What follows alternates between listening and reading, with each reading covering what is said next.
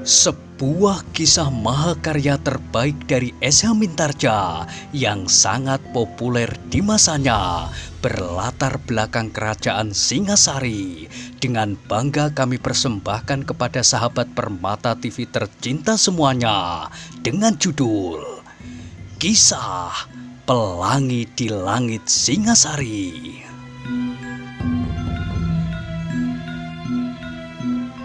Pada kesempatan yang sangat baik ini, kita masuk pada episode yang ke-133. Selamat menikmati.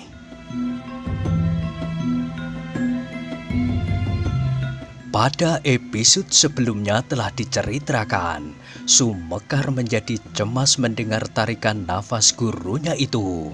Apalagi ketika kemudian ia menengadahkan wajahnya, dilihatnya gurunya terlampau pucat. Tetapi Sumekar masih juga belum berani bertanya sesuatu. Ia menunggu sampai gurunya sendiri mengatakannya kepadanya. Barulah sejenak kemudian Empu Sodo itu berkata, "Sumekar, apakah kau selalu tekun berlatih sepeninggalku?" "Ya guru," sahut Sumekar, "aku telah mencobanya." Empu Sodo menarik nafas dalam-dalam. Di dalam batinnya ia berkata, "Sayang, aku tidak terlalu banyak memberikan bahan-bahan kepadamu." Tetapi yang terloncat dari bibirnya adalah, "Syukurlah, mudah-mudahan kau cepat dapat mengikuti kakak-kakak seperguruanmu." "Mudah-mudahan guru," sahut Sumekar. Namun dalam pada itu Sumekar melihat sesuatu di wajah gurunya, kebimbangan atau kecemasan, tetapi ia masih juga belum berani bertanya. "Sumekar," berkata gurunya, "berlatihlah sebaik-baiknya. Aku sudah cukup tua." Sumekar terperanjat mendengar kata-kata gurunya itu. "Orang setua aku ini," berkata gurunya seterusnya, "pasti hanya tinggal menunggu saat dipanggil kembali oleh pemiliknya. Aku telah mendapat kesempatan hidup di dunia ini untuk waktu yang cukup lama." "Guru!" tiba-tiba terloncat dari bibir Sumekar, namun kemudian ia pun terdiam. Empu Sodo tersenyum. Baru kali ini ia melihat bahwa Sumekar memiliki kesetiaan yang terlalu baik bagi seorang murid. Murid menurut caranya. "Mungkin ia cemas karena ia belum mendapat ilmu yang cukup," berkata Empu Sodo di dalam hatinya. "Bukan karena aku adalah gurunya. Kalau ia tidak memerlukan aku lagi, maka apapun yang akan terjadi atas diriku, ia tidak akan mempedulikannya." Tetapi mata anak muda itu bagi Empu Sodo tampak terlalu jujur. Tiba-tiba Empu Sodo itu tidak dapat menahan hatinya lagi untuk menceritakan apa yang pernah dialaminya di perjalanan. Ia tidak mempunyai seorang sahabat yang dipercayanya. Karena itu, untuk mengurangi himpitan tekanan perasaan, maka diceritakannya apa yang telah terjadi itu kepada muridnya. Muridnya yang selama ini tidak banyak mendapat perhatiannya. "Anak ini adalah anak yang paling jujur yang pernah aku temui di dalam perguruanku," desisnya di dalam hati. Namun justru karena itu ia menjadi terasing. Seorang yang jujur seakan merupakan duri bagi lingkungan yang sama sekali tidak menghargai lagi kejujuran. Sumekar mendengarkan kata demi kata yang meluncur dari raut gurunya.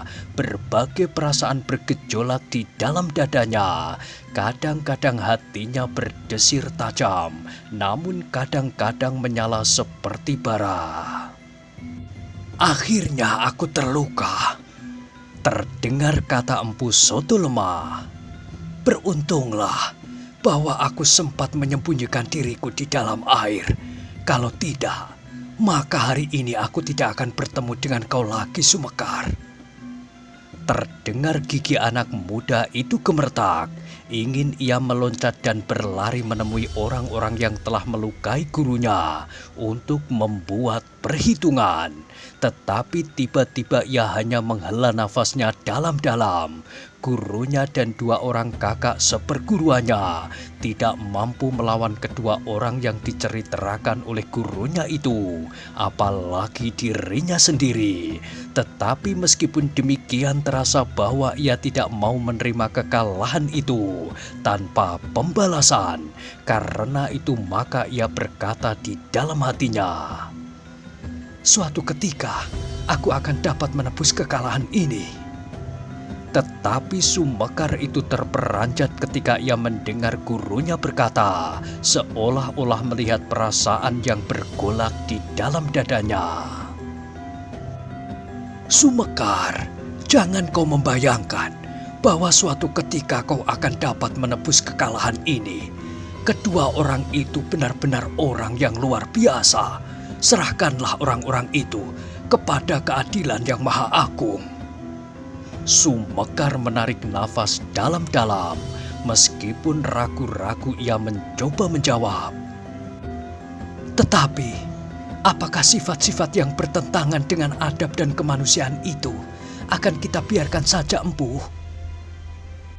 Empu Sodolah yang kini terperanjat. Jawaban Sumekar tanpa dikehendaki telah menusuk jantungnya pula. Bukan saja Kebu Sindet dan Wong Sarimpat yang telah berbuat bertentangan dengan adab dan kemanusiaan. Ia sendiri, Empu Sodo pun pernah melakukannya.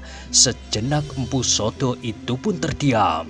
Terasa bagian dalam dadanya menjadi semakin sakit.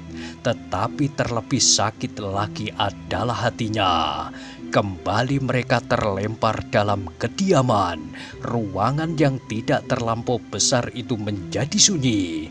Di luar terdengar gerit timba seperti menggores jantung. Matahari pun menjadi semakin tinggi pula.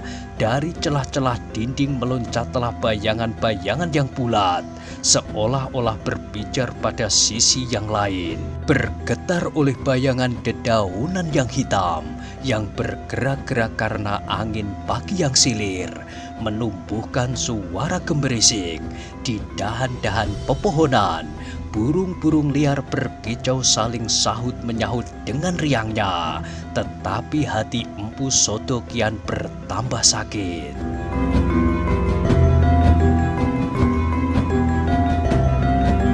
"Sumekar," berkata orang tua itu kemudian, "setiap penyimpangan dari kehendak yang maha agung pada saatnya pasti akan mendapat hukuman sewajarnya."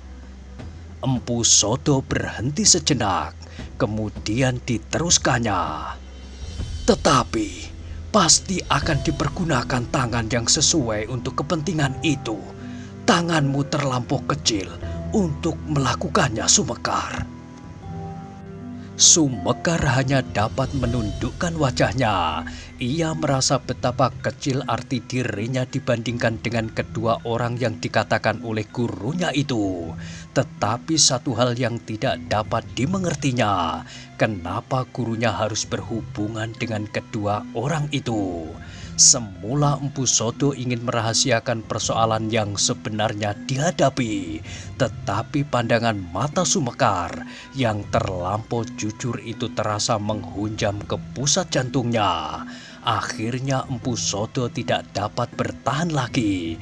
Perlahan-lahan dipanggilnya Sumekar semakin dekat. Katanya, "Sumekar, mungkin kau dapat pula mengerti bahwa sebenarnya aku pun bukanlah orang yang bersih. Aku pun termasuk orang yang sering memperkosa peradaban dan kemanusiaan. Tetapi aku belum terjerumus terlampau jauh seperti Kebu Sindet dan Wong Sarimpat. Mungkin kau selalu bertanya-tanya di dalam hatimu, kenapa aku pergi mencari kedua orang itu? Itu pun didorong pula oleh kekuasaan nafsu yang telah mencekam dadaku. Aku terlampau menuruti kehendak kuda sempana, Meskipun aku mempunyai pamrih juga daripadanya, kini kau lihat, justru tangan kedua orang liar itulah yang dipergunakan untuk menghukumku. Hukuman badaniah yang aku alami sekarang tidaklah separah penyesalan dan kekecewaan hatiku. Cedera badaniah telah terlampau sering aku alami, tetapi luka yang separah ini pada hatiku belum pernah aku merasakan. Empu Sodo itu terdiam sejenak, kemudian diceritakannya pula hubungan antara kuda Sempana dan Mahesa Agni, hubungan antara kuda Sempana dan Kendedes. Sumekar menganggukkan kepalanya, tetapi ia tidak tahu bagaimana ia harus menanggapi persoalan itu. Memang pernah didengarnya persoalan yang terjadi antara kakak seperguruannya yang menjadi pelayan dalam itu. Memang ia pernah mendengar pertentangan-pertentangan yang timbul kemudian sehingga kakak seperguruannya itu harus menyingkir. Tetapi ia tidak tahu bahwa persoalan itu telah terdorong semakin jauh. Kini kakak seperguruannya itu ternyata tertangkap oleh orang-orang yang dikatakan gurunya orang liar itu. Bahkan kakak seperguruannya yang seorang lagi telah terbunuh. Pada satu segi Sumekar menjadi marah di dalam hati, bahkan tumbuh pula dendam di dadanya. Namun pada segi yang lain, ia merasa seakan apa yang terjadi itu adalah wajar, bahkan seharusnya.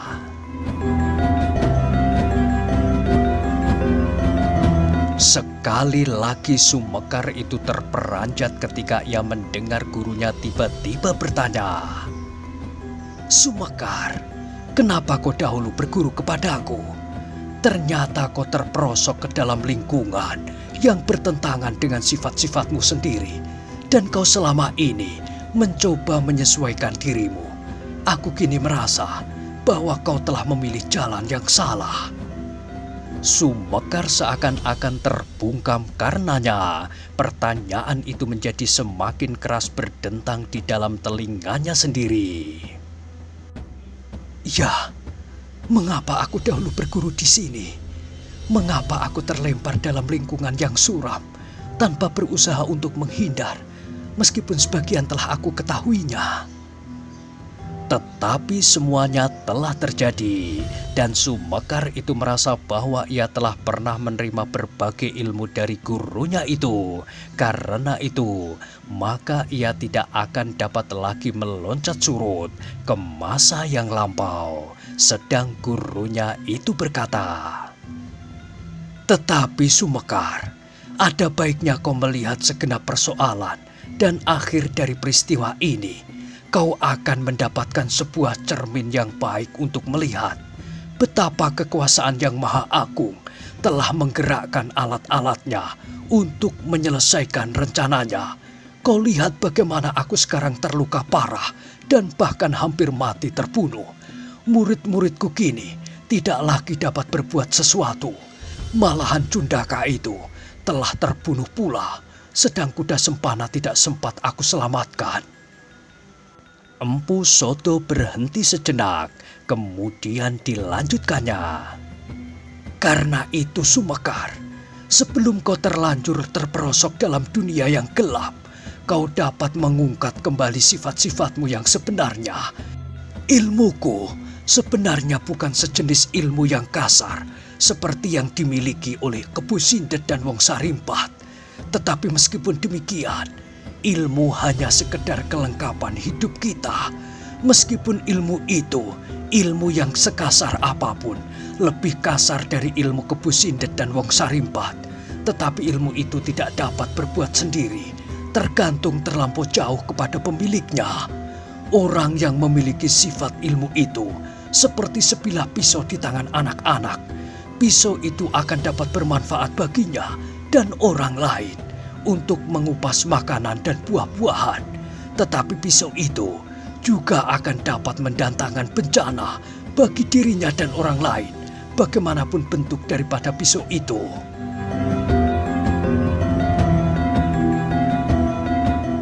Kepala Sumekar menjadi semakin tunduk. Selama ini gurunya tidak pernah memberinya petunjuk tentang jalan hidup yang harus dipilihnya.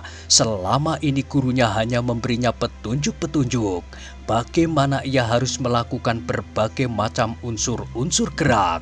Dari yang paling sederhana sampai yang paling sulit sekalipun, gurunya selama ini hanya membentak-bentaknya apabila ia gagal melakukan sebuah latihan. Dan gurunya itu pula selalu membentak-bentaknya apabila ia terlambat sehari dua hari, tidak menyerahkan imbalan setiap selapan kepadanya. Tetapi kini gurunya bersikap lain. Gurunya itu mengatakan persoalan yang lain dari memperbodohkannya. Gurunya berkata tentang hidup dan kehidupan. Tiba-tiba gurunya itu berkata, "Aku sudah cukup tua, Sumekar." Sumekar mengangkat wajahnya, ditatapnya kedua mata gurunya yang suram. Tetapi gurunya tidak pernah berbuat demikian sebelumnya. Gurunya bukan hanya sekali ini terluka, bahkan jauh lebih parah. Namun gurunya itu tidak pernah menjadi lesu dan kehilangan gairahnya seperti sekarang ini.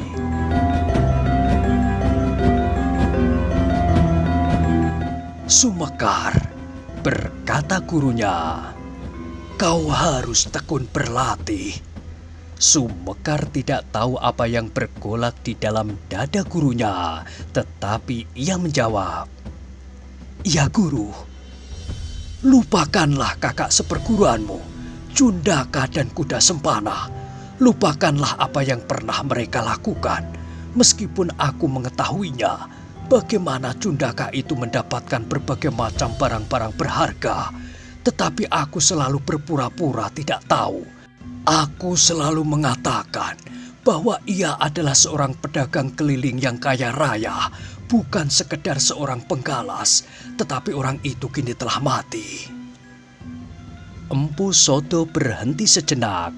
Yang terdengar adalah desah nafasnya yang semakin cepat, tetapi terpatah-patah. "Guru," bertanya Sumekar kemudian, "apakah aku dapat meramu macam obat-obatan yang lain supaya guru tidak menjadi sesak nafas?" "Tidak, tidak perlu Sumekar. Aku sudah sehat." Tetapi nafas empu seolah-olah tidak berjalan dengan wajar.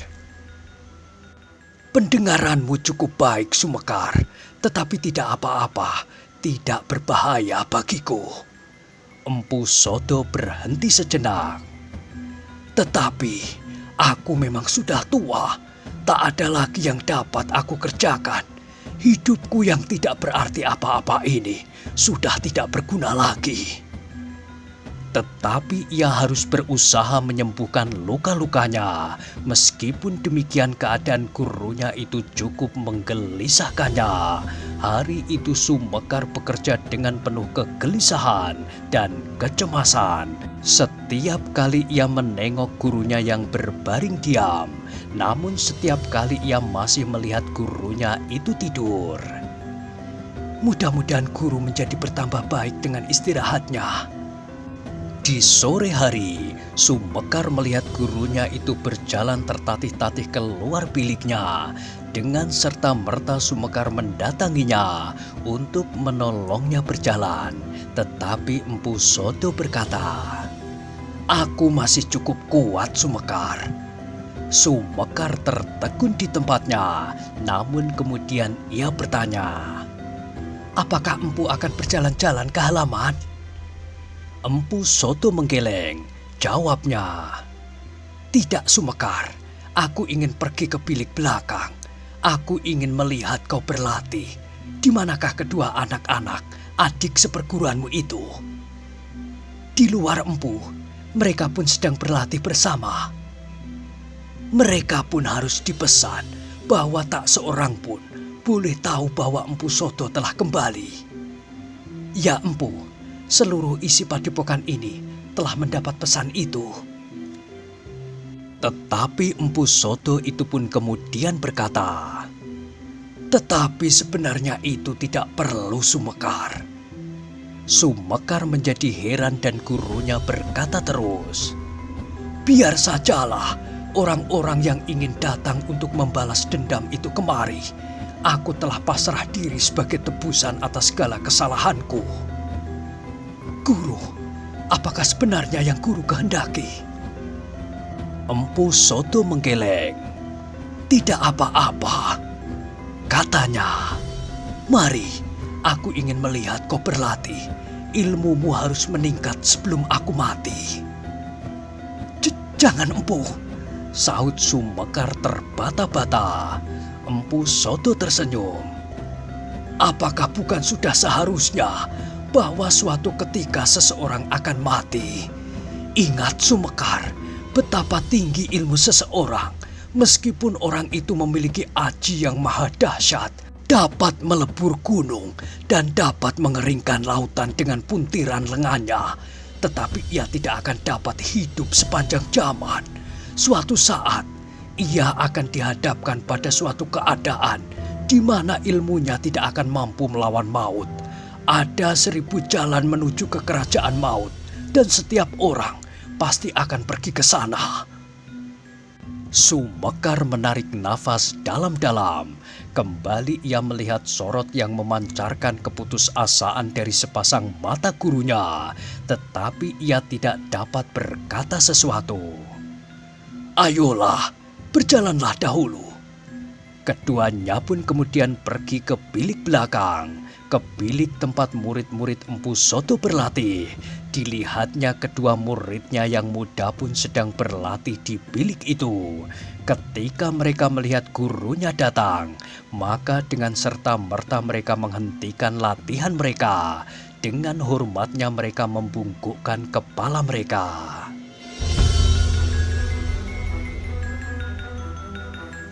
"Bagus," desis Empu Soto sambil berjalan tertatih-tatih bersandarkan tongkat panjangnya. "Berlatihlah dengan baik selagi masih ada kesempatan dan selagi aku masih dapat memberimu petunjuk."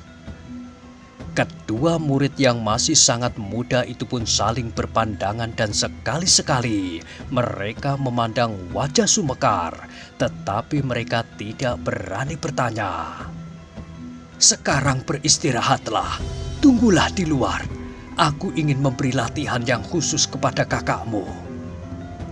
Sekali lagi mereka berdua menganggukkan kepalanya. Kemudian mereka pun meninggalkan bilik itu.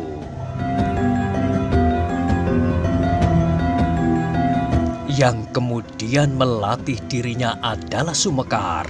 Meskipun Empu Soto tidak mampu untuk memberinya petunjuk dengan gerak, tetapi dengan kata-kata dituntunnya muridnya yang seorang ini dengan baik, diberinya berbagai macam unsur gerak yang belum pernah diterimanya.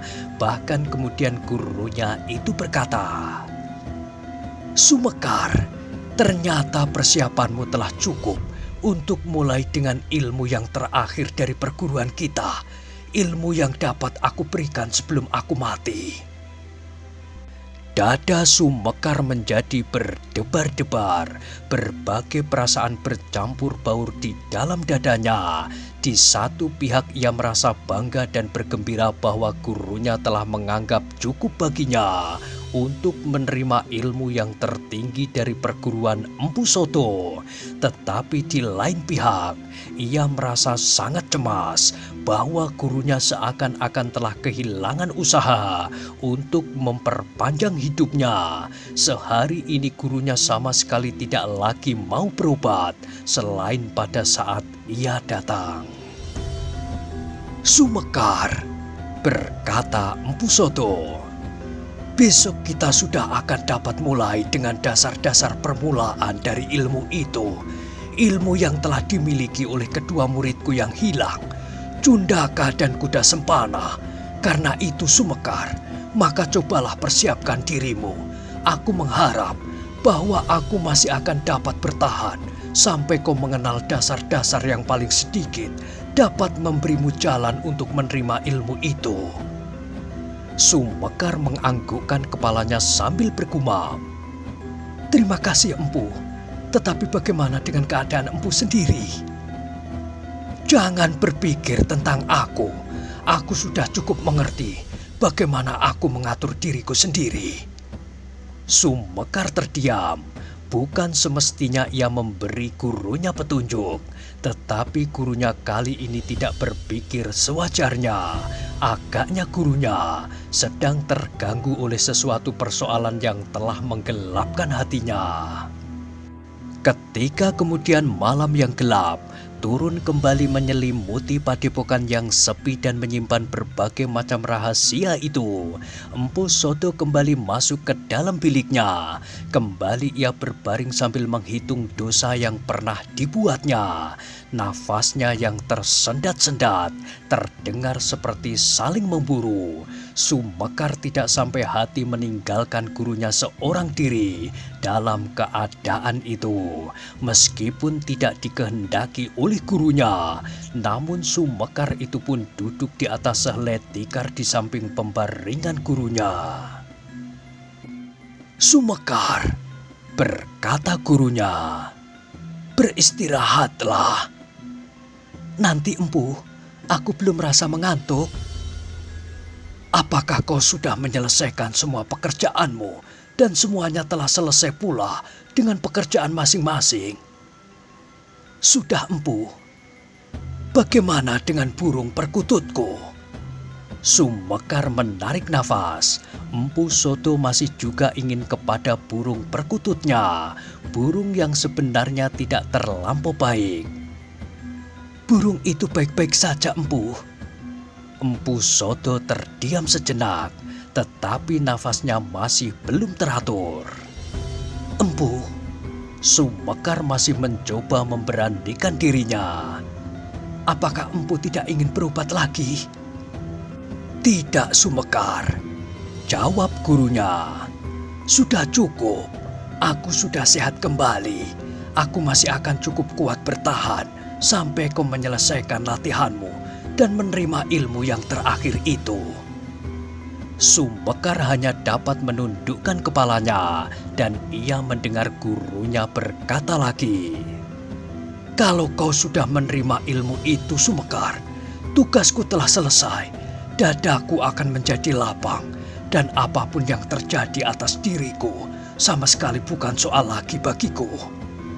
Sumekar masih menundukkan kepalanya, tetapi tiba-tiba ia bertanya, "Tetapi bagaimana dengan saudara seperguruanku Empu?" "Aku belum tahu benar sifat-sifat mereka. Aku tidak berani memberikan ilmu yang aku anggap paling baik dari perguruan ini tanpa mempertimbangkan siapakah yang akan menerimanya. Aku sudah mengalami masa-masa di mana aku kehilangan pertimbangan itu." "Dan bagaimanakah dengan Kakang Kuda Sempana?" Tiba-tiba pula pertanyaan itu meluncur dari mulut Sumekar. "Apakah guru tidak akan berusaha melepaskannya kelak?" Empu Sodo tersenyum. Ia tahu bahwa sadar atau tidak sadar muridnya ingin memberinya nafsu untuk hidup dan berbuat. Karena itu maka katanya, "Aku sudah memberinya bekal yang cukup Sumekar. Tetapi ia berada di tangan orang yang jauh melampaui kemampuannya untuk mencoba melepaskan diri tanpa pertolongan. Mudah-mudahan ia tidak mengalami bencana. Agaknya Kebu Sindet dan Wong Sarimpat akan mempergunakannya untuk menangkap Mahesa Agni. Aku tidak tahu apa yang akan dilakukan oleh kedua orang itu atas Kuda Sempana, tetapi Kuda Sempana itu tidak akan dibunuhnya." "Bagaimana kalau kemudian Kakang Kuda Sempana itu diperalat oleh Kebu Sindet dan Wong Sarimpat? Dengan demikian, maka mereka akan meninggalkan kesan bahwa Empu pasti turut serta dalam perbuatan itu karena ada murid Empu bersama mereka. Apalagi Empulah yang sejak pertama-tama mempunyai persoalan dengan Mahesa Agni." Empu Sodo terdiam, matanya masih menatap langit-langit rumahnya. Terdengar kemudian ia berdesah, "Aku justru tidak lagi berpikir tentang Kuda Sempana. Aku kini menyadari bahwa nafsunya terlampau dimanjakannya. Ia telah terseret oleh suatu keinginan yang tiada dapat dikendalikan lagi. Tetapi Empu Soto itu terhenti sejenak. Terdengar ia menarik nafas dalam-dalam.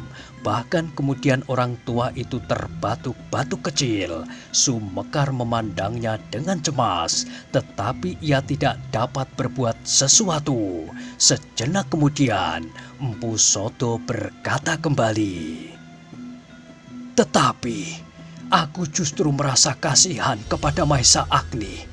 Anak itu adalah anak yang baik.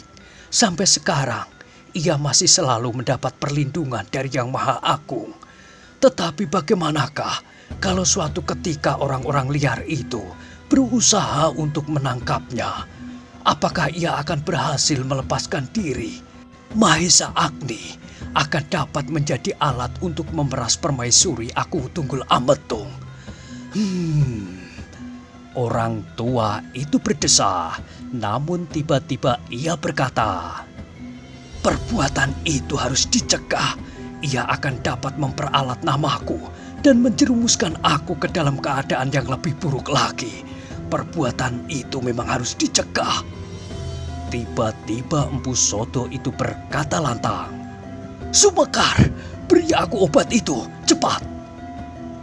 Sumekar menjadi terkejut mendengar perintah gurunya.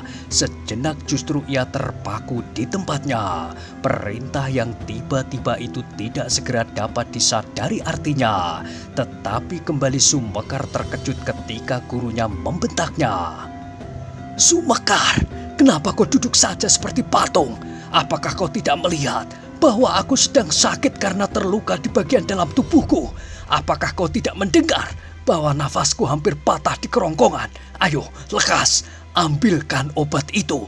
Bukankah aku sedang mengajarimu sedikit tentang obat-obatan?"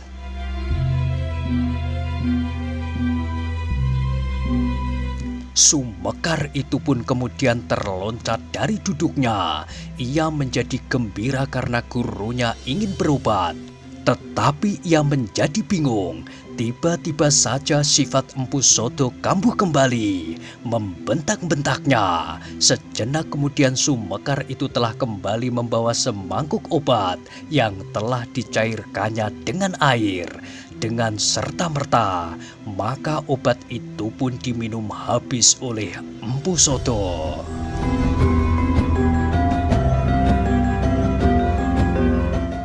Nah, bagaimanakah kisah selanjutnya? Silahkan ikuti terus kisah Pelangi di Langit Singasari pada episode berikutnya. Sampai jumpa.